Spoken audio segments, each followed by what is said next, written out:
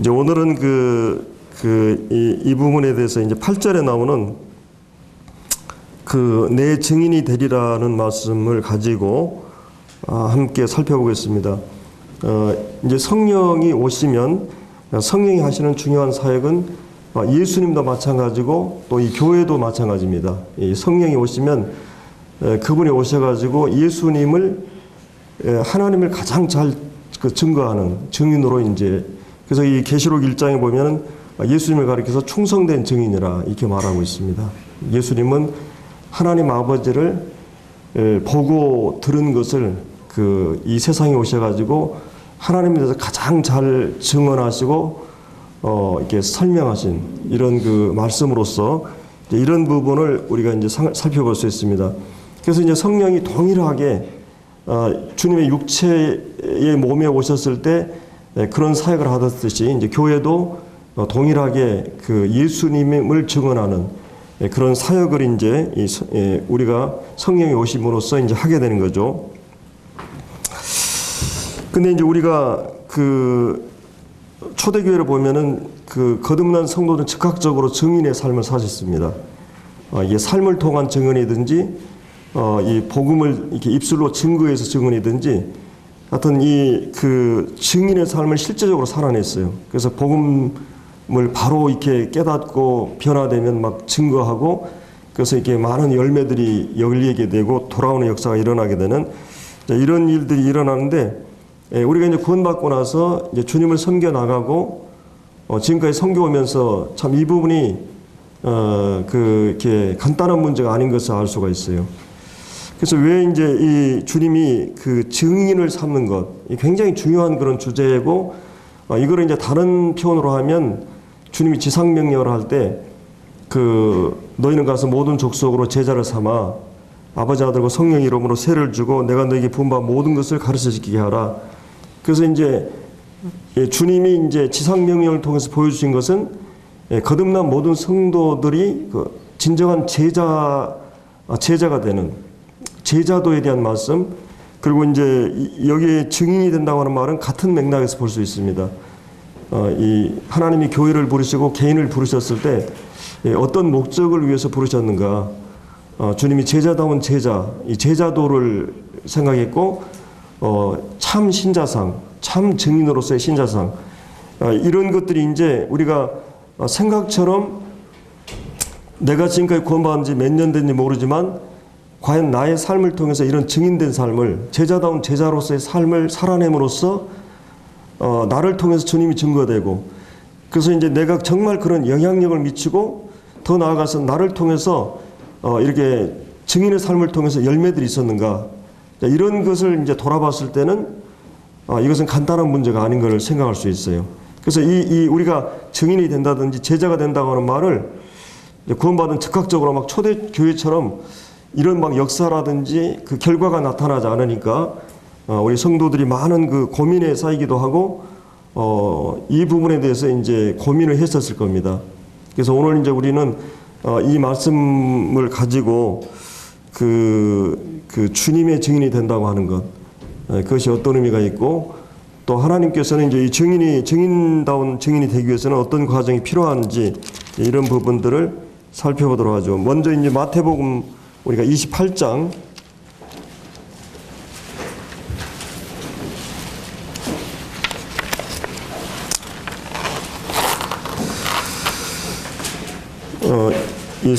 주님이 승천하시기 전에 하신 지상 최후의 명령이나 또 주님이 부활하시고 나서 제자들이 하신 명령이나 이제 같은 맥락에서 보기 때문에 우리가 이제 28장 18절 예수께서 나와 말씀하여 이르시되 하늘과 땅의 모든 권세를 내게 주셨으니 그러므로 너희는 가서 모든 민족을 제자 삼아 아버지 아들과 성령의 이름으로 세를 베풀고 내가 너에게 부은 바 모든 것을 가르쳐 지키게 하라. 볼지어다 내가 세상 끝날까지 너희와 항상 함께 있으리라 하시니라.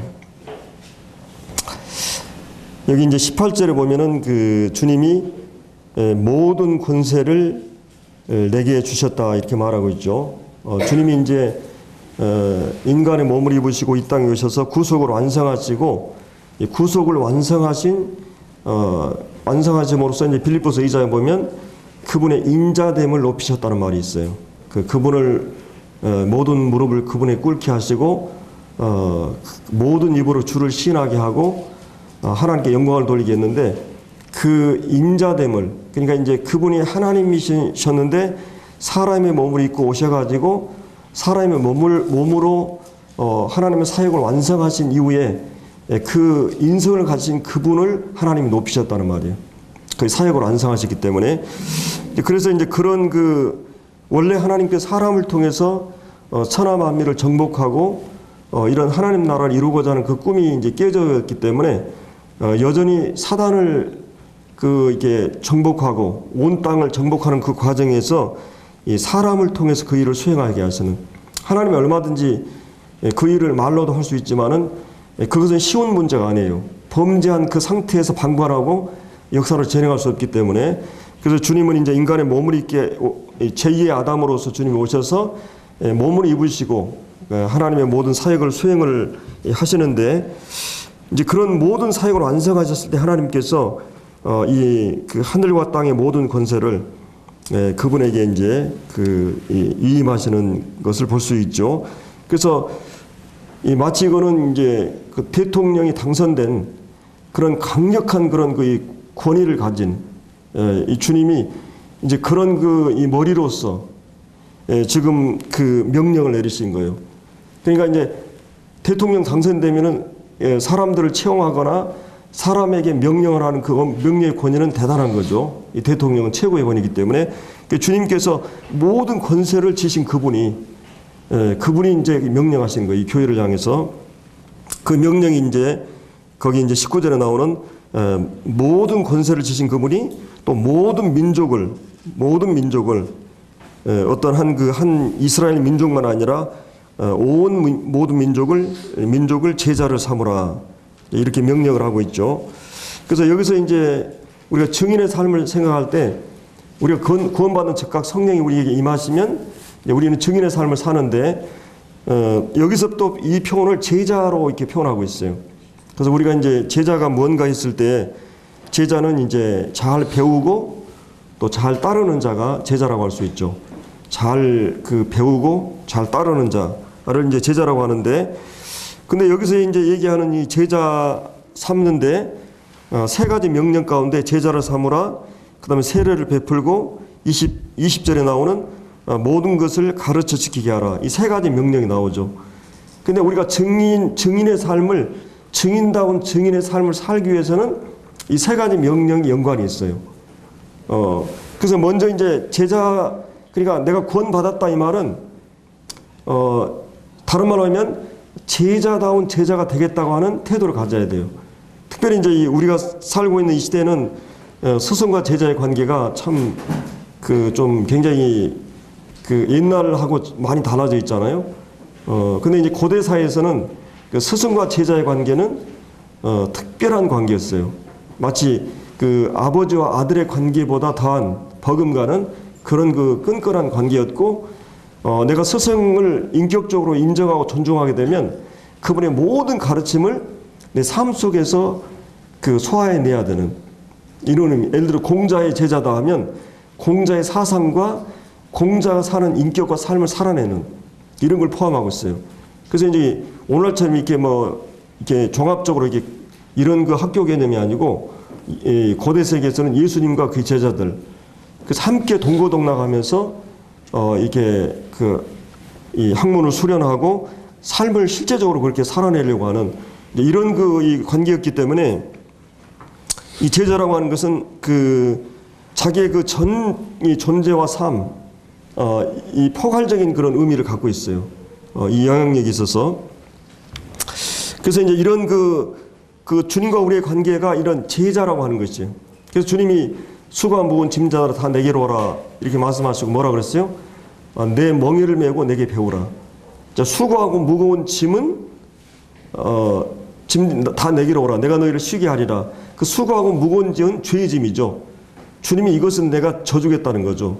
근데 이제 내 멍에를 메라는 말은 이것은 주님을 믿고 나서 새로운 멍에를 이제 우리가 부여받게 되는 것입니다. 그래서 이제 그 제자다운 제자가 되기 위해서는 주님이 그 내 멍에를 메고 이거는 이제 제가 그런 그 예화를 드렸었죠. 그 이 팔레스트는 이 두 마리 소가 이제 쟁기를 끄는데 서로가 막 그 자기가 원하는 대로 막 가려고 그러잖아요. 그래서 이제 먼저 싸움을 시켜가지고 이렇게 이기고 지게 되면 이제 평생에 그 질서 관계가 딱 서진다고 그럽니다. 그래서 이긴 소가 움직이는 대로 이 진 소는 계속 따라가는. 그래서 그 멍에를 매라는 말은 주님과 우리의 관계에서 그분이 이제 질서 머리로서, 그리고 우리는 그분을 이제 진정한 어떤 그 머리로서 삼고 그분을 평생 자기를 비우고 이제 배우고자 하는 마음으로 서는 걸 얘기해요. 그래서 이제 그렇게 될 때 그 내 멍에를 메고 내게 배우라. 그리하면 쉼을 얻는다. 왜 우리가 쉼을 못 누리느냐? 내 자아가 살아나고 여전히 내 자존심이 내 하나의 그 왕국에 내 성에 자존심이라는 보좌를 세우고 견고한 진을 해가지고 어떤 것도 나를 침범하지 못하도록 내 자존심을 건드거나 이런 여러 가지 이론이나 자기 나름대로 어떤 그런 생각을 가지고 진을 치고 있는. 근데 이 모든 높아진 하나님 대적하는 이론이 이렇게 무너져야만이 바로 하나님 앞에 복종할 수가 있죠. 그래서 우리가 제자다운 제자는 정말 그분의 멍에를 메고 그분 앞에서 내가 복종하겠다 하는 태도를 가지고 따라야만 힘을 누릴 수가 있어요. 왜 내가 구원받고 났는데 그 평안이 계속 유지되지 않느냐? 그런 내가 여전히 지금 내 그 자존심과 본능과 욕정과 혈기와 내가 여전히 살아있기 때문에 그것이 평안을 깨게 되는 거죠. 그래서 이제 그 멍에를 메라고 하는 말이 이제 여기 제자라고 하는 말 속에 포함되어 있는 것이죠. 정말 주님 앞에 내가 배우겠습니다. 내 멍에를 메고 내게 배우라 이렇게 말씀하셨죠. 이제 사도 바울 같은 빌립보서 4장에 보면 일체의 그 비결을 배웠다 이런 말을 하고 있죠. 내가 능력주의자, 내가 모든 걸 할 수 있다. 그거는 뭐 일반적으로 기독교에서 얘기하는 하나님이 능력 주시면 그 능력 가지고 뭐 어떤 그런 자기 어떤 그 소원이나 성취하고자 하는 그런 것을 이룬다는 그런 개념이 아니고, 그가 하나님께서 그에게 던져진 어떤 상황 속에서도 그 내가 절망할 수밖에 없는데 절망하지 않고, 내가 교만할 수밖에 없는데 교만하지 않을 수 있는 그걸 할 수 있다는 말이에요. 정말 하나님께서 나에게 찢어지게 가난한 상황이 왔는데도 내가 불평하지 않고, 하나님의 능력을 주셔서 놀라운 결과가 나타났는데도 하나님 앞에서 내가 겸비함을 유지할 수 있는 그런 그 모든 상황 속에서도 그 자기의 중심을 지킬 수 있는 그런 그 어떤 할 수 있다는 말은 그런 의미죠. 문맥상. 그래서 이 사도 바울은 가난에 대해 처해보고 풍부에 처해보고 일체의 모든 상황에서 하나님을 인정하고 범사에 그렇게 하나님께 감사할 수 있는, 그리고 이 상황 속에서 하나님 앞에 만족할 수 있는 그런 그 일체의 비결을 실제적인 삶 속에서 배웠던 겁니다. 그래서 이제 제자를 삼고 이렇게 말하고 이제 성령을 삼위 하나님 이름으로 세례를 베풀고 이렇게 이제 이 말을 해주고 있는데, 여기서 이제 세례라는 말은 이제 아까도 얘기했듯이 그 우리가 이제 세례를 받는 것과 함께 그리스도와 함께 연합되었다는 개념을 가졌고, 그 다음에 이제 몸과의 연합을 얘기해요. 이 세례는 이 몸의 연합. 그러니까 내가 거듭나자마자 즉각적으로 나는 한 몸의 지체고, 그 다음에 나는 한 가족의 일원으로 되었다. 그래서 이제 이거는 뭐냐면 한 공동체 한 그 소속이 되고 연합이 되었어요. 그래서 이제 우리에게 있어서 중요한 거는 나는 개인 이상의 존재가 되었어요. 나는 어떤 관계 속에 이제 들어간 거죠. 그렇기 때문에 이제 우리에게서 가장 그 신앙생활의 큰 장애가 뭐냐면 이 개인주의와 이기주의예요. 교회의 가장 큰 적은 개인주의와 이기주의예요. 그래서 이제 이 교회라고 하는 관계 속에서 내가 이 성도들과 함께 어울리고 관계를 유지해 나가기 위해서는 내가 하나의 공동체와 이 조화를 이루고 연합을 이루기 위해서는 이런 개인의 어떤 개인을 부각시키거나 또 이 어떤 이기적인 것이 사로잡히게 되면 이게 깨져버립니다. 그래서 이제 고린도서 12장에 보면 이 몸의 이 교회 그 진리를 얘기할 때 이 몸으로 이제 얘기하면서 두 가지 얘기를 합니다. 하나는 이 몸은 그 서로 이 사랑의 관계 차원에서 보면 몸은 다 서로를 위해서 이렇게 이제 움직이게 돼 있어요. 기능적인 차원에서 보면 모든 지체는 자기 역할과 기능이 있어요. 그래서 절대로 이제 서로가 그 기능을 움직이면서도 하나의 사랑이라고 하는 바탕이 깔려 있기 때문에 서로가 서로의 유익을 위해서 이 머리의 통제를 받으면서 이 하나를 이루어가는 거죠. 그래서 이제 이런 이 고린도전서 12장에 보면 이제 세례에 대한 문제 나오죠. 성령이 각자에게 세례를 주시고 이제 13장에 이제 사랑에 대한 부분을 쭉 나누는데 이 교회라고 하는 관계 속에다 우리를 묶어놨다. 그러니까 세례를 주라고 하는 말은 교회라는 관계 속에 우리가 하나 되었다고 하는 걸 공식적으로 표현하는 거예요. 주님과의 연합에서 내가 신앙 고백의 차원도 있지만 그리스도와 함께 죽고 그리스도와 함께 살아났다고 하는 이 역사적으로 이 구속이 나에게 확실히 이루어졌다고 하는 그 믿음을 고백하는 의미도 있지만 내가 공동체 한 일원으로 소속됐다고 하는 나는 이제 한 가족이 됐다고 하는 그런 의미에서 그 세례의 의미가 있습니다. 나는 개인 플레이라든지 개인적으로 내가 움직일 수 없는 이제 한 가족의 일원으로서 일원이 되었다고 하는 의미를 갖고 있어요. 그러니까 내가 제자다운 제자, 증인다운 증인이 되기 위해서는 이 교회라는 관계를 떠나서 이게 이제 요즘 무교회주의라든지 탈교회주의, 뭐 교회 아니고도 얼마든지 내가 신앙생활을 할 수 있다. 이제 이런 그 가르침들이 일어나고 있는데 이것도 이제 아주 잘못되어 있는 거죠. 이 두 가지 극단이 있어요. 하나는 교회주의가 있어요. 이 교회주의라고 하는 것은 일상의 삶과 생활 속의 생활과 그 다음에 이제 특별한 시간과 특별한 공간 속에서만 내가 하나님 앞에 구별해서 하나님 섬긴다고 하는 이런 이런 가르침, 이 교회주의라고 하죠. 교회 생활이 신앙생활이라고 생각하는 것.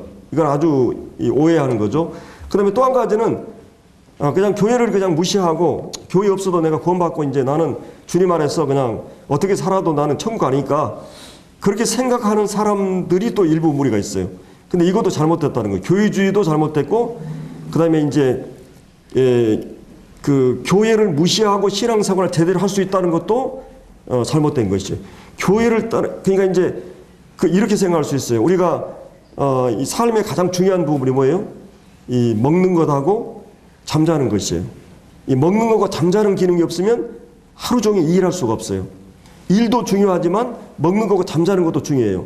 그러면 이 두 가지 중에서 그 어떤 것 하나만 계속한다고 생각해봐요. 먹지 않고 잠자지 않고 계속 일한다? 그 다음에 먹기만 하고 잠자기만 한다. 그러니까 이 교회주의라고 하는 것은 먹고 잠자는 걸 얘기해요. 굉장히 중요해요. 이것도. 어떤 의미에서 보면 중요해요. 그러면 어떤 의미에서 보면 이게 전부는 아니에요. 내가 이 삶을 살아내고 내가 예를 들어서 가정생활이 있고 이 직장이라고 하는 이런 삶의 관계 속에서 내가 그 시간과 공간을 초월해서 주님과 더불어 살아가는 삶, 이게 증인의 삶은 그거를 얘기해요. 여기서 증인이라고 했을 때는 내가 구원받은 성도들 관계에서 증인이라는 개념보다 믿지 않은 사람들 속에서의 증인의 개념이에요. 근데 그러기 위해서는 이 두 가지 기능이 살아있어야 돼요. 내가 계속 말씀으로 충전받고 음식을 먹고 내가 영적으로 신앙적으로 교회라고 하는 공동체를 떠나 충만하지 않아요. 그렇기 때문에 교회 관계 속에가 중요하고 그래서 이 세례의 의미가 있고 그 다음에 이제 이 교회에서 뭘 하라 그랬어요? 내가 너에게 분부한 모든 것, 하나님의 모든 말씀을 가르쳐서 지키게 하라. 두 가지 기능이죠. 계속 하나님 말씀을 어떤 공적인 설교를 통해 선포하든지 아니면 그룹이라든지 이런 양육 프로그램을 통해서 계속해서 가르치든지 이 두 가지 기능이 교회 안에서 계속 이루어져야 돼요. 그리고 또 한 가지는 그 말씀을 구체적으로 가정이라든지 또 직장이라든지 이런 교회 안에서 적용하고 실천하도록 이 가르치고 학습하고 그 다음에 계속해서 지키도록 이 교육과 훈련. 우리가 이제 교육하면은 그냥 많이 알아도 내가 실천하지 않아도 상관이 없잖아요. 근데 이 훈련, 군대 훈련은 내가 알고 있는 이론을 몸으로 습득하기까지 훈련하는 것이. 이 두 가지가 항상 같이 가야 돼요. 일반적으로 가르치면 잘하는데 그냥 뭐 어떻게 하든지 방관하는 경우가 있어요. 근데 그것을 말씀을 그대로 지키도록 이렇게 관리하고 계속 돌아보는 일을 계속 해야 되는 거예요. 그래서 이 사역이 교회 사역에 있어서 가장 중요한 그런 부분이에요. 이 말씀 사역이. 그래서 이것이 제대로 이루어지지 않으면 증인다운 증인으로서 삶을 이제 살아낼 수 없다고 하는 겁니다. 그래서 우리가 이제 이 부분은 너무나 광범위한 부분이에요. 그러니까 내가 거듭나자마자 하나님의 자녀로 태어나는 그 순간부터 내가 계속해서 시행착오나 실패의 과정을 통해서 때로 이제 우리가 어떤 생각을 하냐면 내가 주님 앞에 제대로 서 있지 않기 때문에 신앙생활 제대로 안 하고 헌신하지 않고 또 내가 뭔가 이게 충성하지 않고 제대로 주님 앞에 서 있지 않기 때문에 계속 어려움이 계속된다는 생각을 우리가 가질 수 있어요. 근데 하나님은 그렇지 않아요. 하나님은 그 어려움이라고 하는 과정을 통해서 우리를 만들어가는 것이 목적이에요.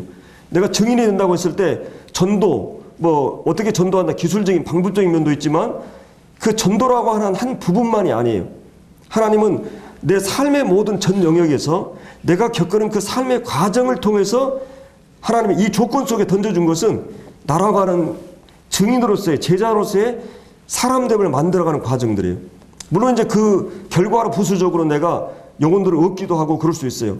그럼 오늘날 너무 사람들이 결과나 열매나 또 어떤 업적이나 이런 것에 집착을 해가지고 전도로 가는 거 증인하니까 기술적이고 방법적인 면에서 너무 치우쳐 있는 거죠. 근데 그걸 우리가 이제 전도하는데 삶으로만 전도하고 또 입으로 전도하는 거 소홀히 하면 안 돼요. 항상 균형이 필요한데 초대교회는 이 두 가지 같이 있거든요. 그게 진짜 삶이 변화됐어요. 그 삶이 이 인격이 변화되고 삶이 변화되니까 사람들이 딱 봤을 때는 저 사람 다르구나. 정말 저 사람은 다른 사람하고 구별되는구나. 이걸 딱 느꼈어요. 그러니까 그것이 증인이에요. 다른 사람이 여러분 보고 당신은 뭔가 다른 삶을 살고 있습니다. 이건 증인 삶으로 하나님께 영광을 돌리고 있는 거죠. 그 삶 자체가. 물론 이제 우리가 살고 있는 이 세상 가운데서 우리가 증인으로 삶을 사는 데는 많은 유혹도 있고 그 협박이나 핍박도 동시에 있어요. 결코 세상이 우리를 환영하거나 그런 것만 아니에요. 그렇기 때문에 이제 우리가 이제 한 두어 구절을 한번 성경을 한번 찾아보죠. 요한복음 5장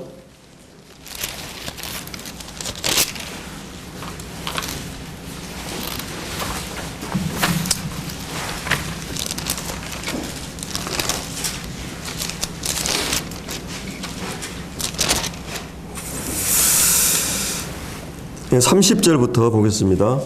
내가 아무것도 스스로 할 수 없노라. 듣는 대로 심판하노니 나는 나의 뜻대로 하려 하지 않고 나를 보내신 이의 뜻대로 하려 함으로 내 심판은 의로우니라.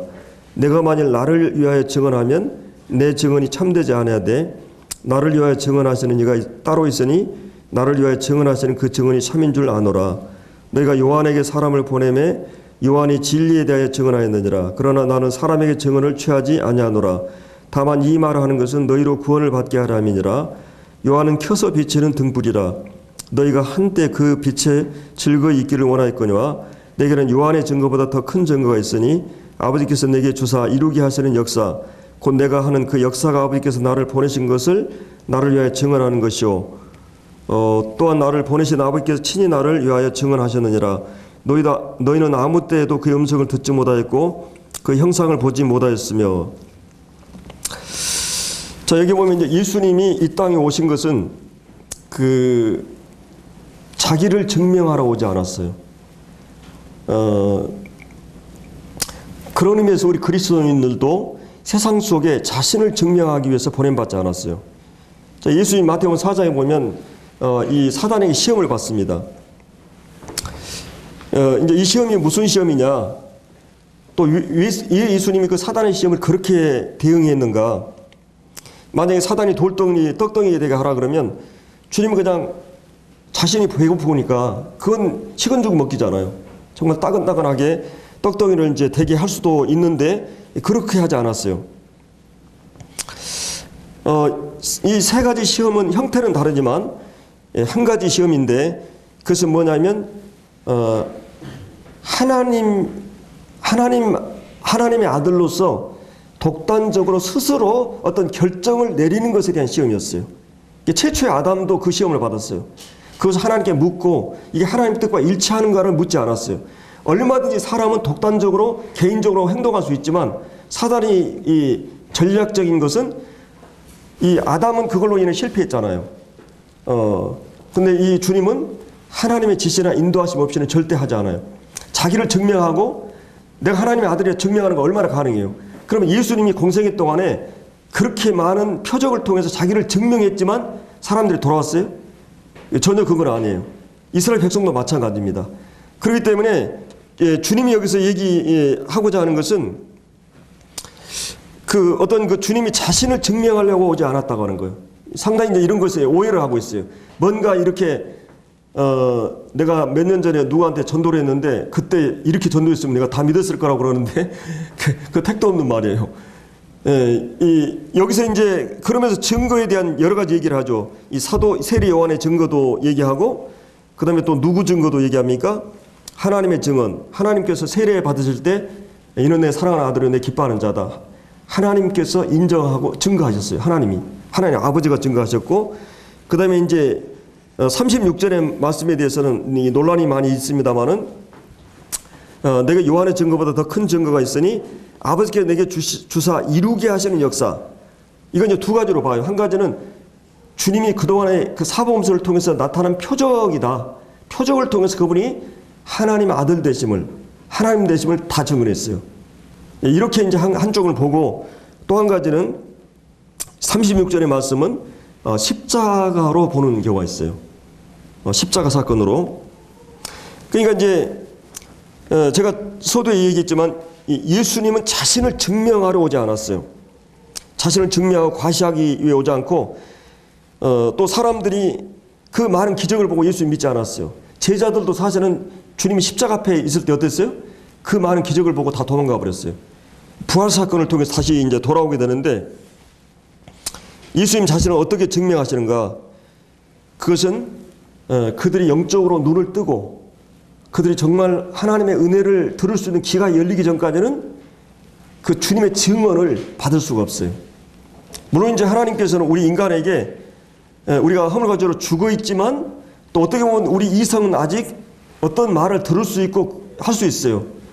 그래서 이제 주님이 그 암탉이 날개 아래 모은 같이 내가 너희를 하나님 몇 번이냐. 그러나 너희가 원치 않았다 했을 때는 완전히 시체처럼 무반응한 것 아니라 어느 정도 그들은 반응할 수 있는데 의도적으로 예수님을 부정한 거죠.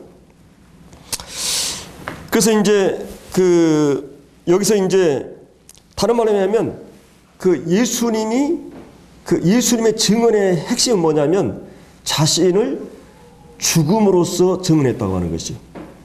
십자가의 죽음으로써 자기를 증언했어요. 이걸 달리 말하면 교회에 우리 개인에게 얘기했을 때 우리가 증언한다, 증인의 삶을 산다고 했을 때는 자기가 완전히 깨어지고 부서지고 자기가 죽는 것으로 증언해야만이 사람들이 이 증언을 받아들이게 됐어요. 근데 얼마나 우리가 막 펄펄 뛰고 막 변명하고 정당하고 막 이렇게 해가지고 사람을 설득해가지고 사람 믿을 것 같아요? 주님 우리가 설득하러 오지 않고 증명하러 오지 않았어요. 주님은 죽으러 왔어요. 만약 그분이 죽지 않았으면 한 알의 열매도 맺히지 않아요. 그럼 왜 내게 내 삶에 열매가 없는가? 왜 증인의 삶을 사는데 열매가 없는가? 왜 그러겠어요? 하나님의 미랄이 땅에 떨어져 땅속에 묻어가지고 썩히는 과정을 거부하고 있는 것이 내가 땅속 음침한 곳으로 들어가서 내 자신을 자아를 완전히 비우고 내가 죽이는 일을 하지 않기 때문에 열매가 없는 것이에요. 그것이 이제 결정적인 문제인 것을 볼 수 있습니다.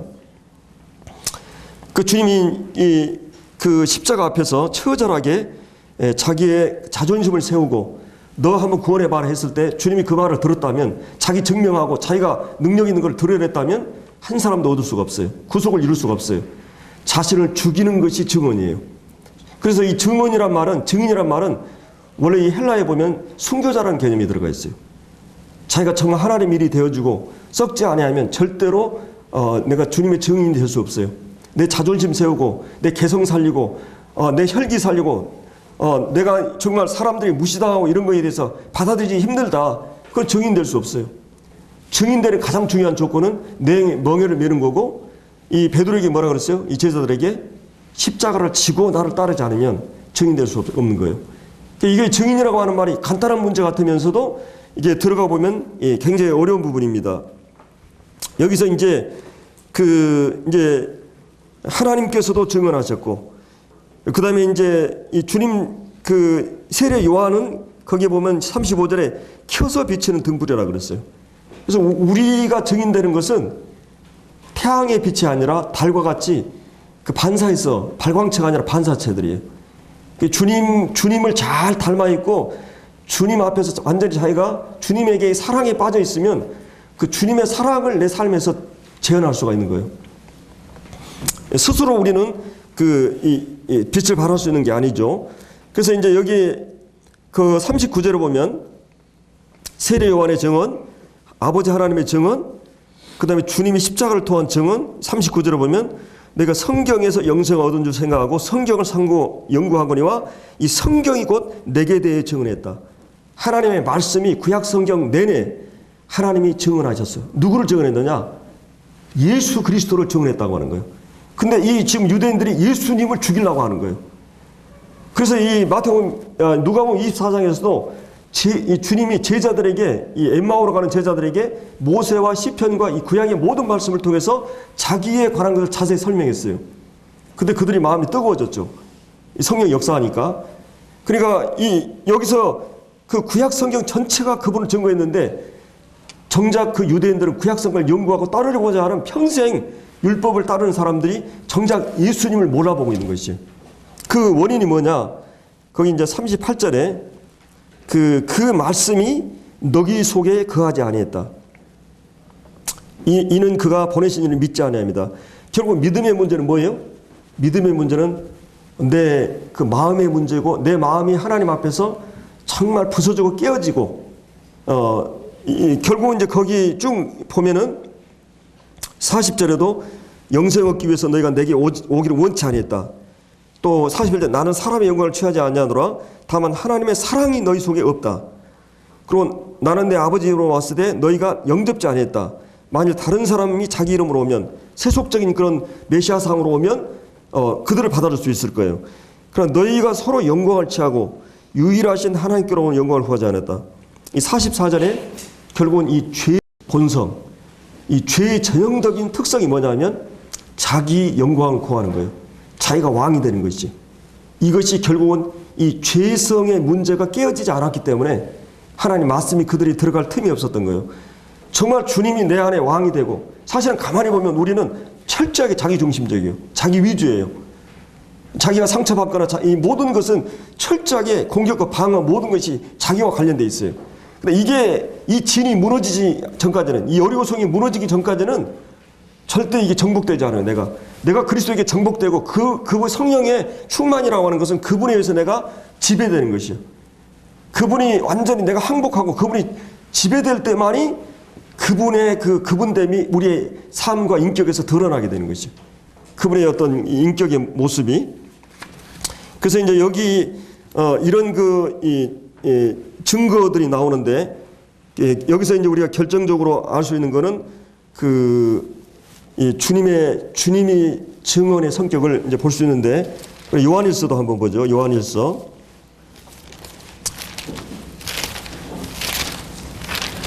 우리가 이제 문영재님, 정영재님이 요한일서 쭉 한 번씩 하셨는데, 우리 요한일서 1장. 자, 증인은 어떤 사람이냐?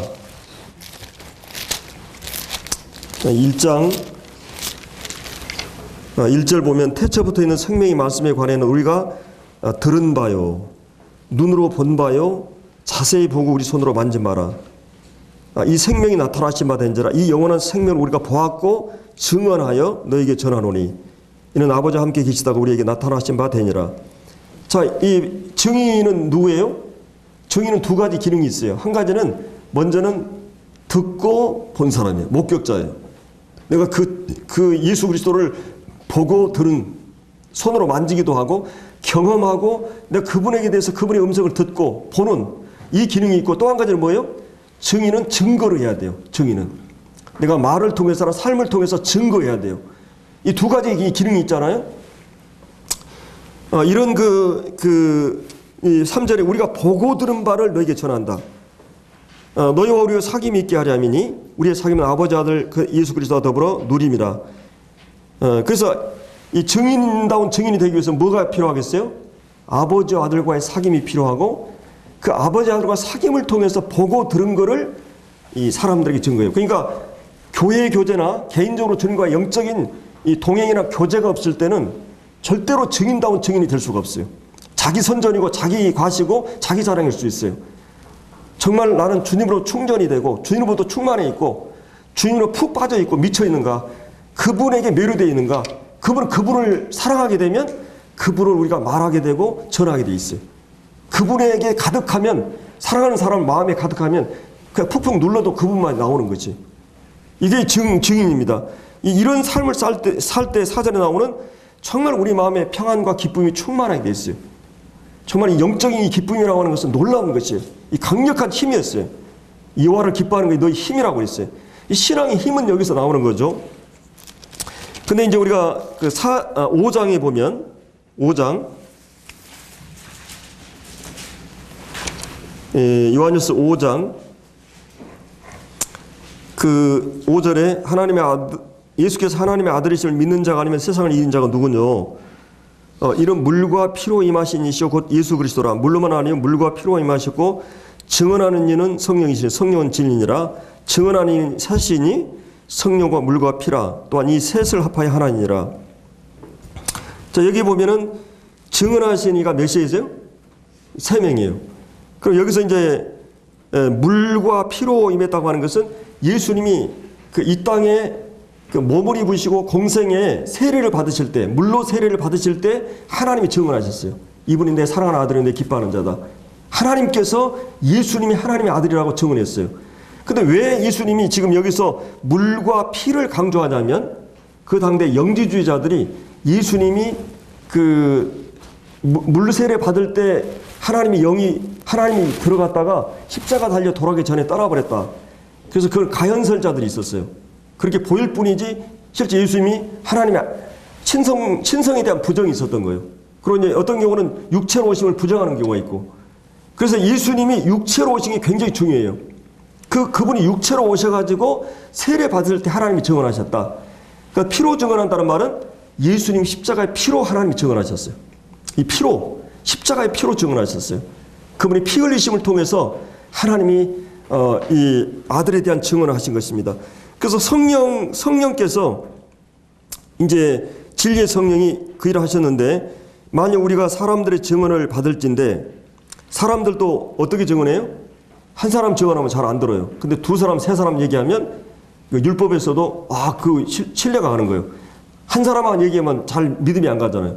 근데 2사람, 3사람 얘기하면 이게 신뢰하듯이 사람의 증언 또 이제 여러 명이 증언이 필요한데 하나님의 증거는 더 크다 그랬어요. 하나님의 증거는 이것이니 그 아들에 대해 증언하신 것이니라. 그래서 하나님께서 이 예수님의 그 성육신 초기에 그 하나님 자신이 증언하셨고, 그 다음에 그 십자가의 아들의 희생을 통해서 증언하셨고, 그 다음에 성령을 통해서 오순절날 성령이 오심으로 하나님을 증언하셨어요. 이 셋을 통해서 하나님이 그 3명으로서 증언을 하셨어요. 한 명이 아니고. 자, 이런 그 증언을 하셨는데 10절에 보면 하나님의 아들을 믿는 자는 자기 안에 증거가 있고, 그러면 거듭난 성도들에게는 뭐예요? 우리 안에 누가 내주하세요? 성령이 내주하세요. 그게 갈라디아 4장에 보면 우리가 아들임으로 아들의 영을 우리가 안에 보내서 아바 아버지라 부르짖게 한다 그랬어요. 그리고 이제 로마서 8장에 보면 우리가 우리의 영으로 우리가 하나님을 아바 아버지라 부르짖고, 그 다음에 우리의 영과 성령이 더불어 하나님의 자녀인 걸 증거한다 그랬어요. 그래서 이 성령이 우리의 안에서 내적인 증거예요. 하나님이 외적인 객관적인 증거를 하셨어요.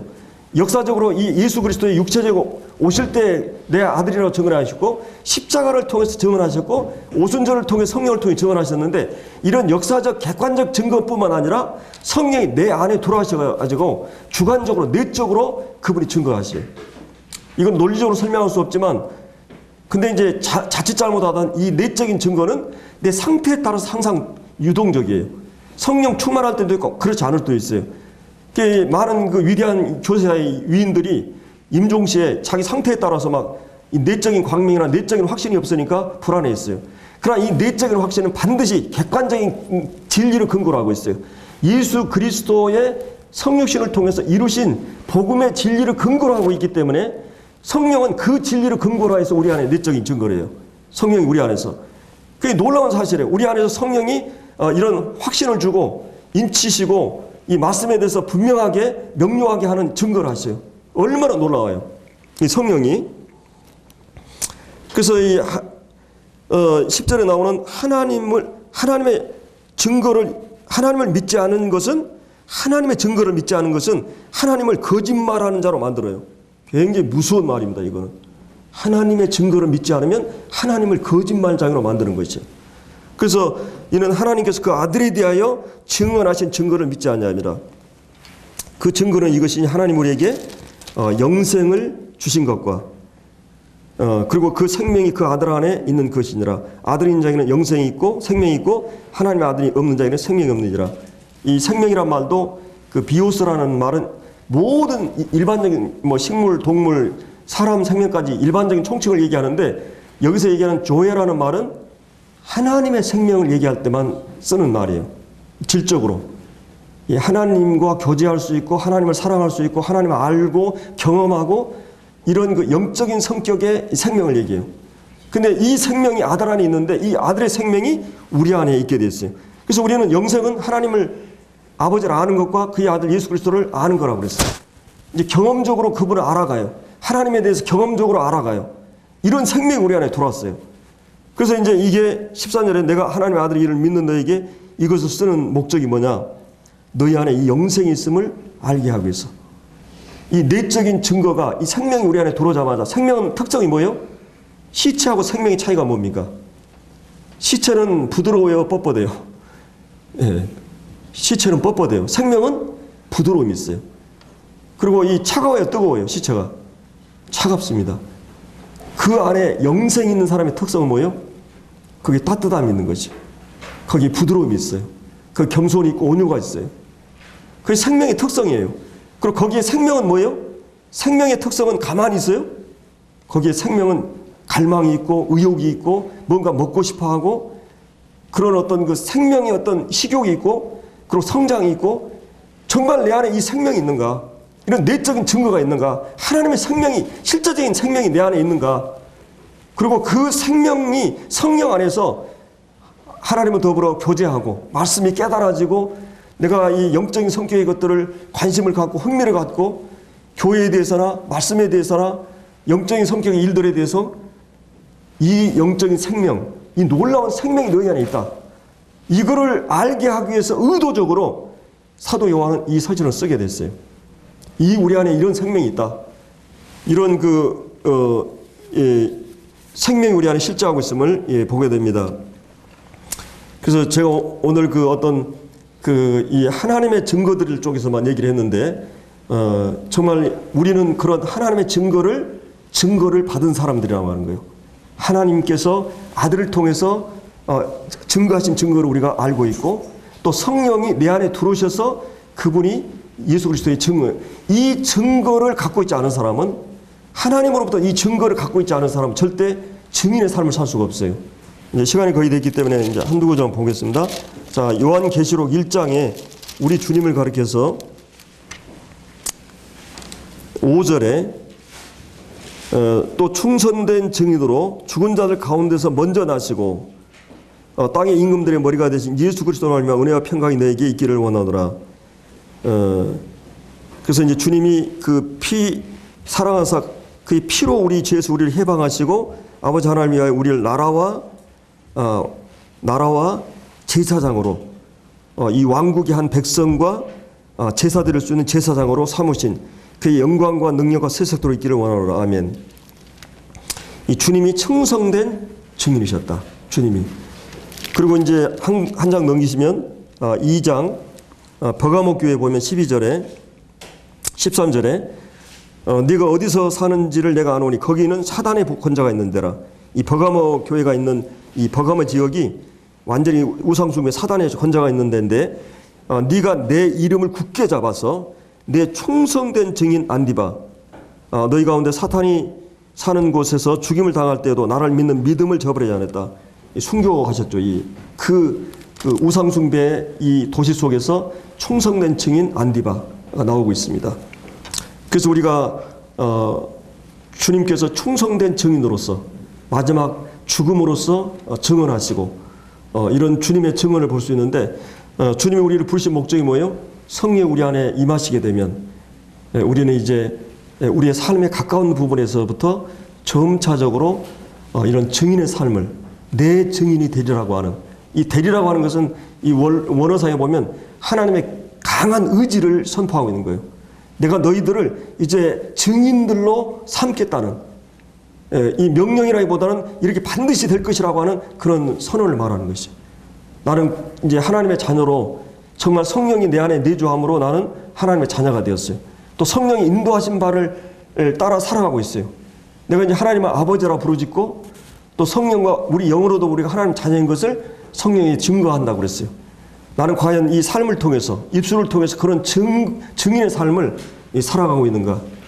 이러기 위해서 교회 그 사역이 필요하고, 또 이러기 위해서 우리가 이 삶의 모든 공간 속에서 이런 증인의 삶을 삶으로 정말 하나님께 영광이 되어지고, 또 우리가 정말 이런 걸 통해서 이런 삶을 실제적으로 살 때 이게 고난스럽고 힘들고 어렵지만 내 안에 늘 주님으로부터 오는 평안과 기쁨을 가지고 주님을 섬길 수가 있게 됩니다. 그래서 그 세상을 이긴 사람은 누구라 그랬어요? 세상을 이긴 사람은 예수께서 하나님의 아들이심을 믿는 자가 아니면 세상을 이긴 자가 누구이겠느냐. 아까 요한일서에 보면 그런 말씀 있죠. 세상을 이긴다는 말은 어떤 말이에요? 세상의 위협과 핍박과 모든, 내가 믿음을 경건하게 살고 믿음을 지켜나가기 때문에 그 모든 것을, 핍박을 초대교회는 이겨나갔어요. 또 한 가지는 세상이 가지고 있는 모든 그 안목의 역과 육신의 역과 이런 걸 통해서 유혹과 시험을 그들은 이겼어요. 사실 우리는 얼마나 많이 이런 거에 실패하고 있는지 몰라요. 세상을 사랑하고 있는지 몰라요. 근데 예수 그리스도가 하나님의 아들 되심을 믿는 사람, 그리고 성령이 내주하는 그 사람들은 세상을 이긴다고 말하고 있어요. 그래서 우리가 이 세상을 이기는 그런 삶을 살아야 되겠습니다.